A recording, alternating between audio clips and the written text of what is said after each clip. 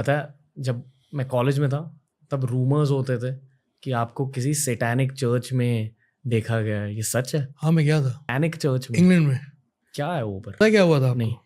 मैं इंग्लैंड में था, शूट कर रहा था, तो मुझे एक लेडी जो मेरे किसी दोस्त को जानती थी, उन्होंने मुझे बोला कि आपको मेरे साथ कहीं चलना है। मैंने कहा जी आप जैसे कहें, चलते हैं शूटिंग के बाद। कहते खाना खाने चलना है, आपकी पसंद का होगा।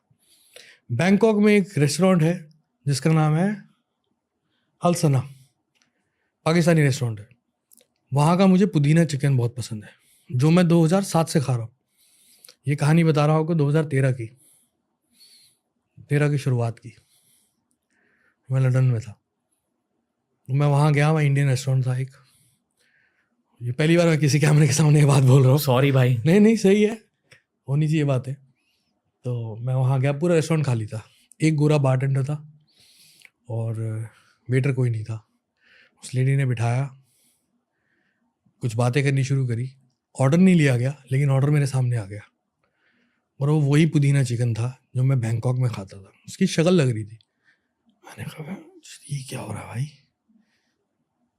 ये तो बड़ी लगता है, मेरे यारों दोस्तों से पूछ के लगता है कुछ ऐसी चीज़ बताई गई है कि मेरे को पसंद है और यहाँ अरेंज करी है, देखने में तो वही लग रहा है। मैंने कहा वो वही टेस्ट था। मैंने कहा ये क्या है? कि ये कुछ भी नहीं है। मैंने कहा तो कि ऊपर चलेंगे। वहाँ सीक्रेट डोर था ऊपर एक, वहाँ पे सैटेनिक चर्च था जो खाली था, वहाँ बाहर बोर्ड लगा हुआ था। वहाँ मैं गया, मैं बहुत एक्साइटेड था क्योंकि मैं 2012 से भगवान को मानना बंद कर दिया था। मैं शैतान को मानना बिलीव नहीं किया था, लेकिन शैतान की तरफ अट्रैक्ट बहुत हो गया था। शैतानी हरकतें करता था, नशे करता था, ये करता था, वो करता था, याशी करता था, तो मैं उस तरफ अट्रैक्टेड बहुत था। तो मैं उस चीज़ से डरा नहीं, सैटेनिक टेम्पल से।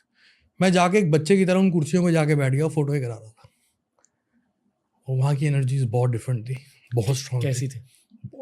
कंप्रेस करते ना, जैसे कंप्रेसिंग थी, बहुत कंप्रेसिंग। क्लैप भी मारोगे तो रिफ्लेक्शन नहीं आएगी, हेवी एनर्जीज बहुत ज़्यादा। तो मुझे समझ में आया कि काम सीरियस है। सो कहती what you want to do in life? I say whatever I want to do I will do, come to us, we'll get you everything.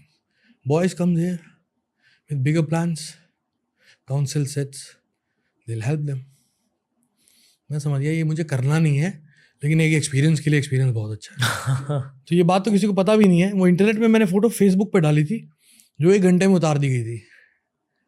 मेरा मीडिया देखता था, राज भाई कनाडा से, इंग्लैंड में रहता रहा था वो, तो उसने हटा दी, कहते नहीं ये हटानी पड़ेगी।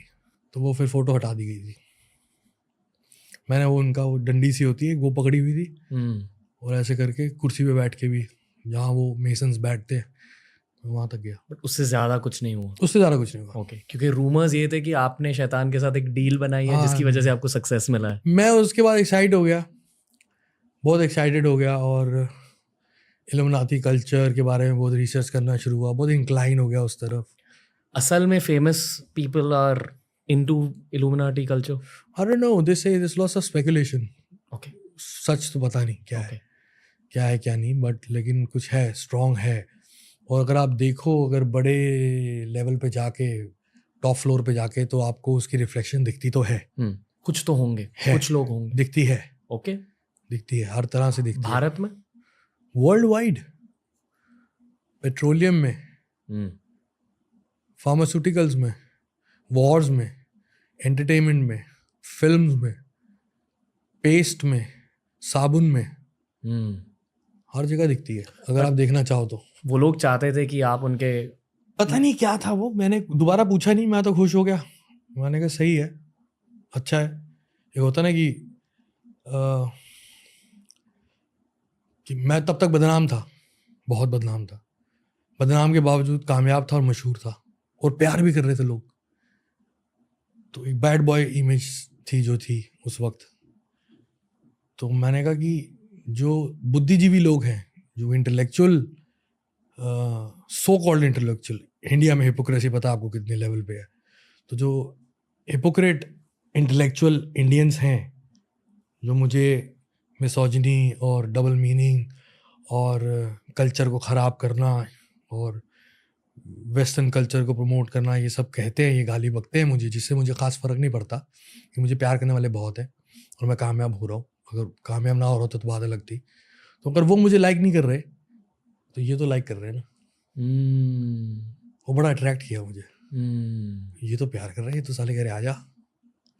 लेकिन मैं उस तरफ गया नहीं, क्योंकि कहीं ना कहीं अंदर एक बिलीव, भगवान ने जो जोत जगाई थी मेरे अंदर भक्ति की, परमेश्वर के लिए, वो थी। बीच में गुरु नानक जी खड़े हो गए। गुरु नानक देव जी ने तो बचा लिया मेरे को, मैं तो मरने वाला था। मौत आई थी मेरे घर पे, मेरी माँ खड़ी हो गई थी आगे।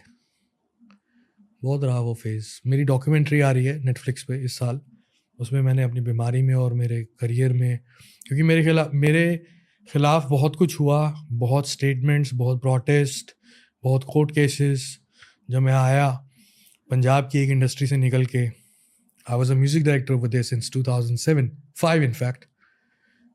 सो सिंगर्स मुझे पैसा देते थे, मैं उनके लिए म्यूज़िक बनाता था और गाने लिखता था। जब मैंने खुद गाना शुरू किया तो एक इंडस्ट्री जहाँ से मैं आ रहा हूँ कह रहे साला ये तो हमारा म्यूज़िक डायरेक्टर था, ये खुद गाएगा।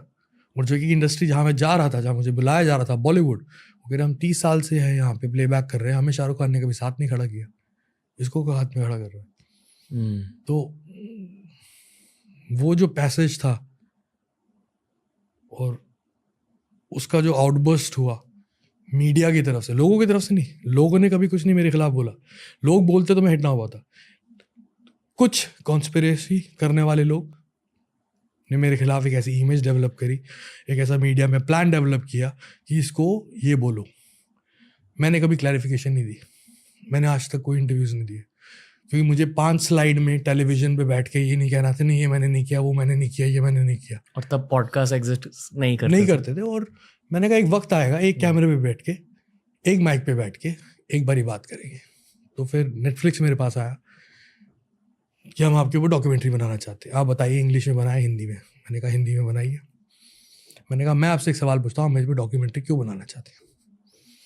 कहते इतना कुछ हुआ तुम्हारे खिलाफ लेकिन तुम कभी बोले नहीं। कहते क्यों नहीं बोले? मैं कहा मैं इसी मौके का इंतज़ार कर रहा, मैं अब बोलूँगा। तो उसमें बहुत कुछ बोला हूँ, वो बहुत इंटरेस्टिंग डॉक्यूमेंट्री है। लोग एक्चुअली में जानेंगे मुझे, मैं हूँ कौन। मैं वो नहीं हूँ जो लोगों ने देखा सुना।